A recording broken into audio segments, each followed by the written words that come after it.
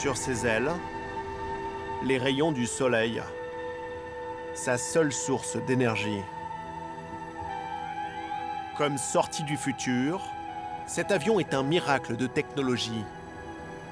Il décolle et vole sans consommer la moindre goutte de kérosène, grâce à 270 mètres carrés de panneaux solaires. C'est à Abu Dhabi, dans les Émirats du Golfe Persique, que Solar Impulse se prépare à un défi qui tiendra bientôt la planète en haleine.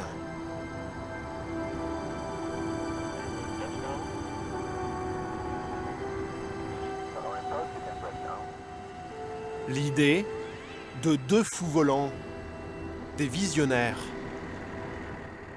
Bertrand Piccard, l'aventurier suisse à l'origine du projet, et un ancien pilote de chasse, André Borschberg, qui ce jour-là rentre de 12 heures dans les airs. T'as dû travailler là. Ouais, c'est bien bossé, ouais. Le premier d'une longue série de vols tests avant le grand départ cette semaine, si tout va bien. Sur les gens aussi, hein. Leur pari, faire le tour de la planète dans leur drôle d'engin, en pilotant à tour de rôle. 35 000 km, d'ouest en est. Première étape, Abu Dhabi, Muscat. Et ensuite, jusqu'en Chine, chaque fois des étapes de 20 heures, avec changement de pilote entre André et moi, à chaque escale. Puis ce sera la traversée du Pacifique, des États-Unis et de l'Atlantique. 12 étapes, avec à chaque fois de longues escales au sol pour faire passer leur message écolo. L'alternative au pétrole existe bel et bien. Et là, il faut, depuis le sud de l'Europe, traverser la Méditerranée dans le sens de la longueur. Puis on revient, on arrive à Abu Dhabi au bout de 5 mois. Pour réussir leur pari, ils ont recruté les meilleurs ingénieurs mondiaux. Budget, 150 millions d'euros financés par les plus grandes multinationales, magnétisés par le destin hors du commun de Bertrand Piccard. Psychiatre de formation, celui-ci a fait son entrée au Panthéon des aventuriers il y a 16 ans, avec le premier tour du monde sans escale en ballon, 45 000 km en moins de 20 jours. Avant lui, son père fut le recordman mondial de plongée en sous-marin, moins 11 000 mètres. Et son grand-père, le premier homme à atteindre la stratosphère à bord d'un ballon. Il inspirera même à Hergé, le personnage du professeur Tournesol. L'aventure est décidément dans l'ADN du petit Bertrand. En 2003, il a une idée encore plus folle, l'avion solaire. Il recrute alors le meilleur pilote de l'armée suisse, André Borschberg, pour mettre au point Solar Impulse. Des années de travail pour un premier exploit, la traversée des États-Unis. L'étape la plus longue dure alors 26 heures. L'avion n'est pas vraiment capable de voler plus longtemps.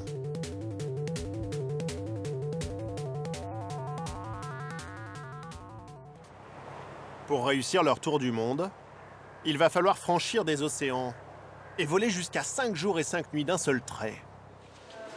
Alors dans leur QG suisse, Bertrand et André ont passé 3 ans à concevoir une deuxième version de l'avion, totalement révolutionnaire. Il faut vous imaginer que cet avion, et c'est ça qui est vraiment incroyable, est le seul avion qui pourrait voler perpétuellement.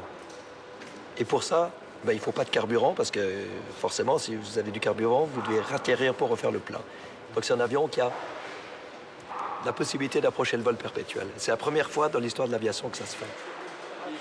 La clé du succès, ce sont les dimensions de l'avion.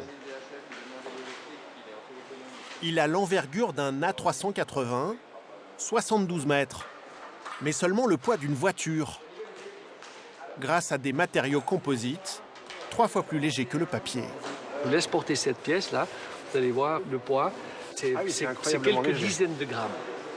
Ses ailes et son fuselage sont tapissés de 17 000 cellules photovoltaïques. Elles alimentent les batteries et font tourner les 4 moteurs électriques à hélice.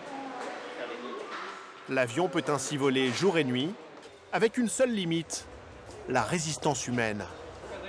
Le pilote va devoir affronter seul des conditions extrêmes dans ce cockpit, qui n'est même pas pressurisé. Donc on voit ici là, vraiment tout le panneau qui sert à alimenter en oxygène le pilote, donc avec les bouteilles qui sont derrière, à disposition pour pouvoir voler donc 5 jours, 5 nuits à 8500 mètres d'altitude.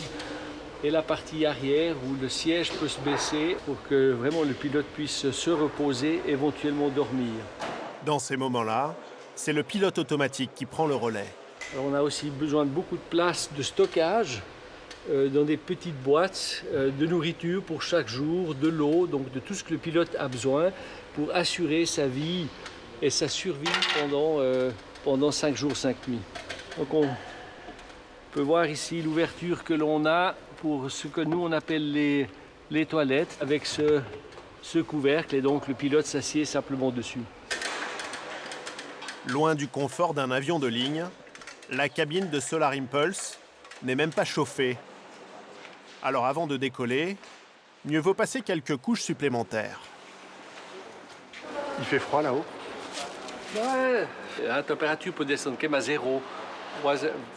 0 plus 5 dans le cockpit, donc c'est mieux d'être un tout petit peu protégé, quoi. Couvert, comme en haute montagne, et connecté à une multitude de câbles qui permettent de surveiller depuis le sol l'état de santé du pilote, car là-haut, tout peut basculer très vite. Magnifique. Alors ça, par exemple, c'est la mesure du taux d'oxygène dans le sang. Là, que je vais prendre sur le doigt, j'en ai deux. On va mettre une petite plus de mesure. Et on monte à 8500 mètres. La durée, en fait, si l'oxygène venait à manquer, le temps qui reste avant de devenir inconscient est en 30 secondes et 1 minute. La météo est parfaite cet après-midi. Avant le décollage, 3 heures de soleil ont permis de charger ses batteries quasiment à 100%. C'est avec cette seule énergie qu'André Borschberg va maintenant décoller pour un vol d'entraînement de 6 heures.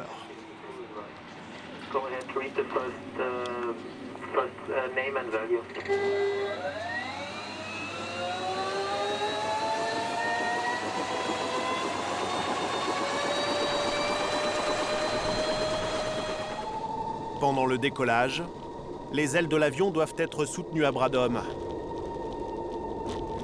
Solar Impulse quitte le sol en moins de 200 mètres, à 50 km/h, dans un quasi-silence.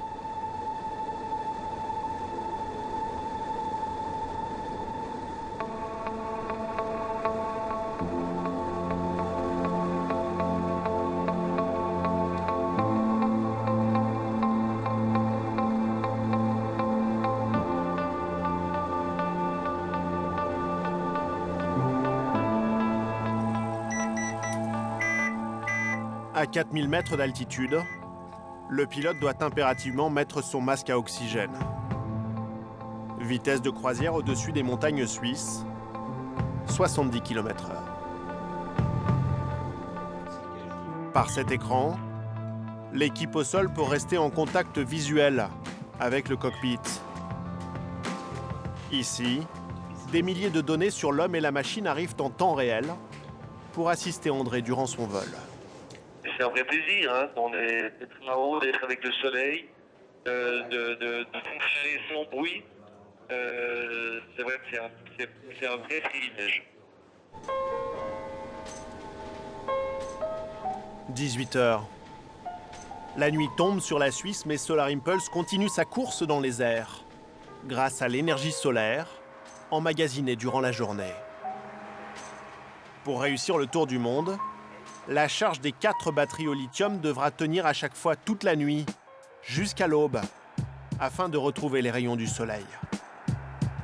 Mais si l'énergie venait à manquer, l'avion descendrait inexorablement vers la Terre ou la surface de l'océan. Des nuits d'angoisse en perspective pour les 2 pilotes. Ça va être assez spécial quand on sera sur l'océan. Et puis de voir le soleil qui part, de savoir qu'on a toute une nuit à passer en espérant qu'il y a assez d'énergie et qu'on arrive au bout. Je pense que ça va être assez prenant et assez beau. Hein. Dans une telle aventure, mieux vaut donc tout anticiper, même les scénarios catastrophes.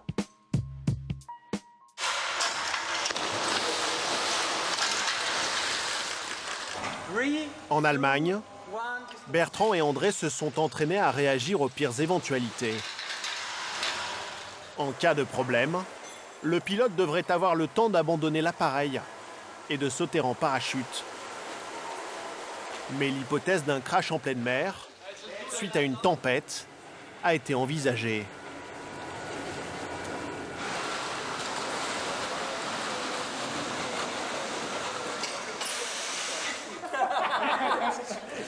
Quand tu es sur le 3e siège, c'est long pour sortir. Durant ce stage, ils ont même été formés à la survie en haute mer.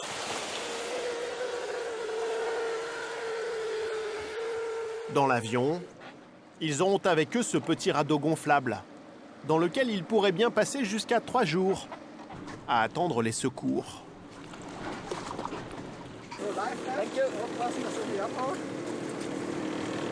Alors cet exercice, Mais c'est très rassurant, dans le sens où si on a tout notre équipement et qu'on a eu le temps de se préparer à sauter de l'avion, on voit qu'on tient facilement, même dans de l'eau à 8 degrés. Derrière le défi technologique, Solar Impulse sera aussi un exploit humain. À l'aéroport d'Abu Dhabi, les derniers vols d'entraînement s'enchaînent à l'approche du grand départ. Ce matin, c'est au tour de Bertrand Piccard. Hôtel Bravo, Sierra India, Bravo. Final maneuver. Pour être prêt le jour J, le pilote doit aussi se préparer mentalement, notamment pour la récupération durant les longues étapes, 120 heures de pilotage non-stop. Technique favorite de cet ancien psychiatre, l'auto-hypnose.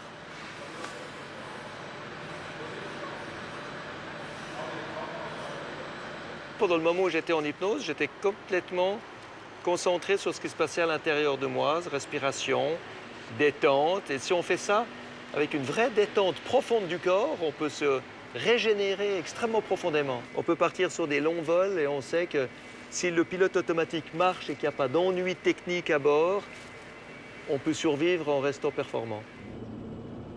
S'il réussit son pari, Bertrand Piccard entrera dans la légende de l'aviation, aux côtés de Lindbergh, Blériot ou Saint-Exupéry. Des pionniers qui ont pris tous les risques et l'ont parfois payé de leur vie. En tout cas, tu as l'air fatigué. De quoi inquiéter son épouse, Michel, En ce moment, ça, c'est sûr. restée en Suisse. La probabilité d'utiliser le parachute a été divisée par 10. Ah, 10, c'est pas mal. Ouais. Elle suivra le tour du monde depuis Lausanne et se prépare à plusieurs mois d'émotions fortes. S'il y a un problème, c'est sûr, je serai hyper inquiète, hyper angoissée à ce moment-là. Ça ne sert à rien. Ça, j'ai appris avec le tour du monde en ballon qu'en fait, il fallait simplement laisser les choses venir. C'est quelque chose que je vais essayer en tout cas de vivre comme ça. À quelques heures du grand départ, rien ne dit que leur bébé ira jusqu'au bout. Pour être autonome, l'avion est à la fois large et léger, ce qui le rend très instable. Ce soir-là, 18 petits km/h de vent, un souffle trop fort pour Solar Impulse à l'atterrissage. L'avion décroche soudainement au moment de se poser.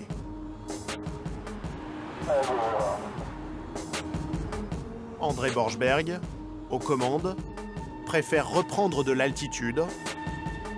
La deuxième tentative sera finalement la bonne. Ce tour du monde promet d'être mouvementé.